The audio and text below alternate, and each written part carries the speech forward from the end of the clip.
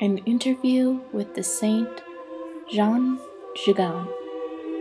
Saint Jeanne Jugan, and thank you for meeting me. Yes, thank you for meeting me. It is so good to be here. Please tell us what inspired you to begin the Little Sisters of the Poor in 1839.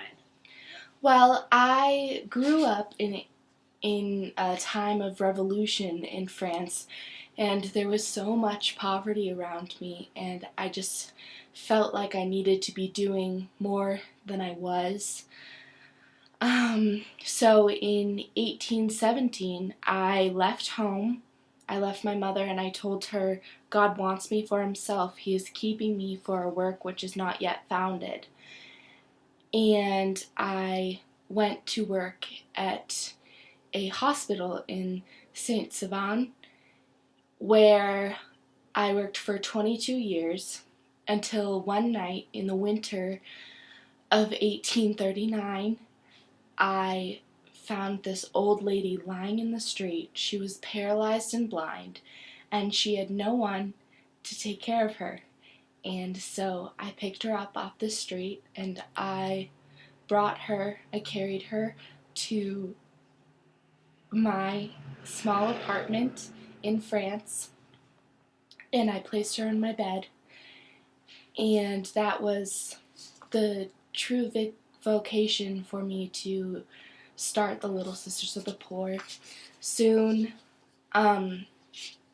sisters around joined me, and God sent more elderly people who needed help to my door, and I took them in and I cared for them, and we begged on the street of France to be able to provide for them financially, and we're able to open more houses all around France. Wow, that is a very moving story. How has the Little Sisters of the Poor grown since then? Well, after establishing ourselves in France, we moved to England, then Belgium, Spain, then North Africa. In 1868, we landed in America, in New York, in Brooklyn, where we opened our first home and moved west from there. Now we have 202 homes in 31 countries around the world, and we care for an average of 13,000 elderly and poor.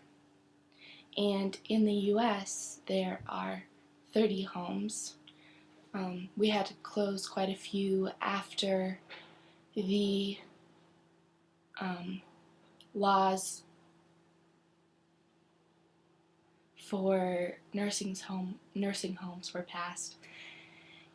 But we were able to renovate and reconstruct 30 homes, and close here in Denver you have the Mullen Home, which is run by 9 Little Sisters of the Poor. Wow, very interesting. What a long and tireless journey you and your congregation have been through. Thank you so much for meeting with me to share your story. It was my pleasure.